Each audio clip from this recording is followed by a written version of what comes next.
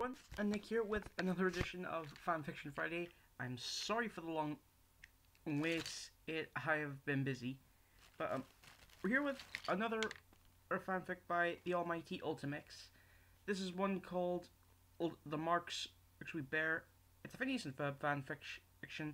The synopsis is Phineas goes to a tattoo parlor to get a special tattoo for his wife.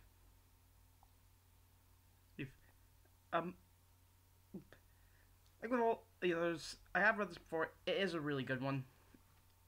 And so let's just get started. Phineas Flynn was definitely not a punk. Sorry, notifications. That was really getting on my nerves. Phineas Flynn was definitely not a punk. He wasn't a rebel, he wasn't a thug, and he certainly wasn't a gangster. Anyone can tell that from his naturally cheerful attitude, that he could be none of these things. So you may be confused as to why he was walking into a tattoo parlor. "Hello there, how can I help you?" a young woman at the front desk asked Phineas as he stepped inside. She was a young woman, somewhere in her mid-20s, with multiple piercings in her ears, as well as one in her lip and her nose. She was about the average height of a woman, probably 5'4", with dark brown hair and bronzed skin. "I have an appointment with Ed Rodriguez," he said. "You're right on time, Mr. Flynn. Ed's just down the hallway there. Third room on the right," she said, pointing to the hallway on his right. Phineas thanked her and walked away followed her directions. When he walked in, the first thing he saw was a man in his late 40s with a thick goatee and many different tattoos running up and down his arms and a bald head. The room had a counter on its right side with many different tools and ink colors. There was a big mirror along the back wall, and in the center was a black leather chair with a set of handles near the base of the backrest. "Hi there," Phineas said to get the man's attention. He looked up from his magazine and nodded. "Are you Ed?" "I am," he said with a slight Mexican accent. "Are you Phineas Flynn?" "That's me." "Alright, I've got the stencil ready. Where do you want it to go?" "Oh," we said. It was a piece of clear paper with an intricate design outlined in black ink. "It's going to go on my left shoulder blade." Ed just nodded again. "Alright, have a seat in the chair and you can hang your shirt and jacket up by the door." Phineas nodded and started to take off his brown leather jacket, followed by his white business shirt. Once that was done, he sat down in the chair facing the headrest. Ed took a razor blade off of the counter and ran it over his shoulder blade, cutting off any small hairs that may have been there before. He quickly took the stencil and pressed it against Phineas's skin, then peeled it off, leaving an outline of the design on his left shoulder.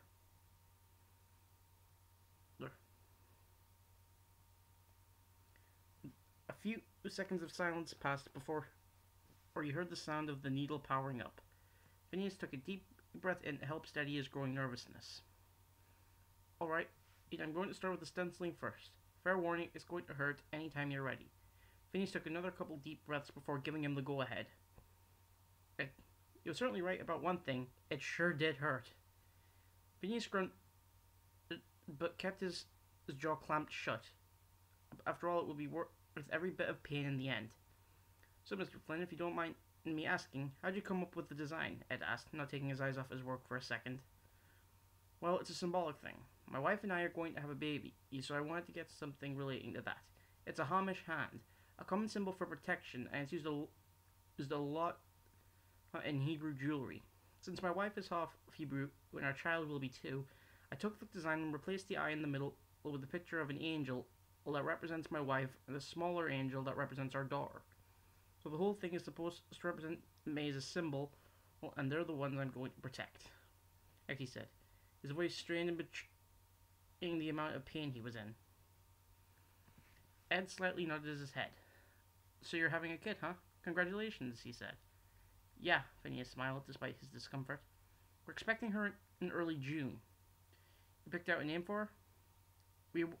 Or he grunted again, and his needle momentarily treaded over Bowen. We were thinking of naming her Marie or something close to that. It's always been one of my favorite names. Besides your wife's name? Besides my wife's name. And both the men gave a little chuckle. Soon the stenciling was over, and Ed wiped away the ink that had leaked back out of his skin. Phineas was panting slightly, resting his triangular head on top of the headrest.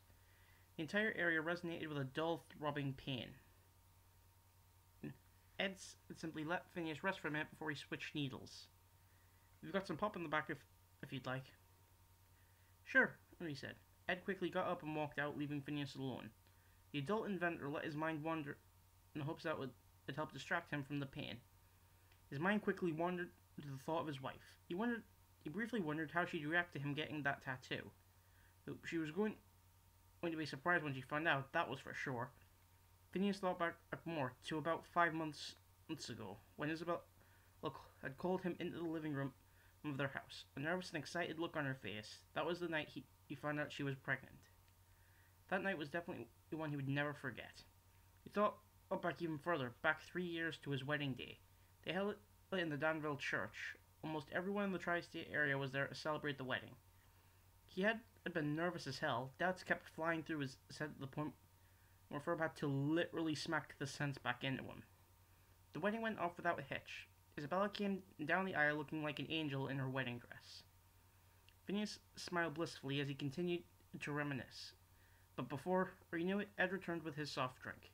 He took the drink gratefully and gulped it all down in one go.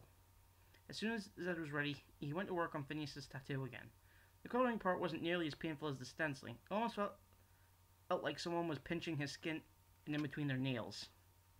About halfway through the coloring, Ed started to smear rubbing alcohol over the area, and within a minute, Phineas could barely feel the needle going in him. "Alright, Mr. Flynn, you're all done." Phineas sat up straight and moved his shoulder a little. The pain was still there, but it felt more distant than before. "Why don't you take a look?" Ed gestured towards a mirror. Phineas stood up, stretching his legs, and walked in front of the mirror. His eyes widened when he looked over his shoulder at Ed's work. "Wow," he said in awe. Ed had done a fantastic job. The lines and shading were incredible, all perfect down to the last detail. "Glad you like it," he responded. "Go over here and let's put a bandage on it." A couple minutes later, Phineas was putting his shirt back on and getting ready to leave. "Thank you, Ed," Eddie said. "You did an amazing job." Ed nodded. "Mr. Flynn, before you go, can I ask you one last question?" "Sure." "Are you the same multi-billionaire Phineas Flynn that they're saying is the next Albert Einstein and / Bill Gates?" Phineas chuckled and slipped on his leather jacket. Yes, I am." Ed laughed and stuck out his hand. "Pleasure meeting you." Phineas shook his hand. "Same here," he said, then turned and walked out the door.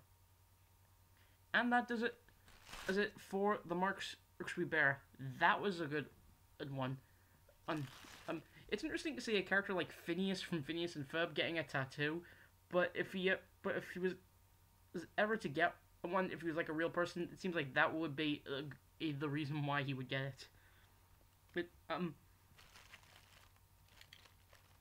so that was another one by TheAlmightyUltimix. Again, a great writer on fanfiction.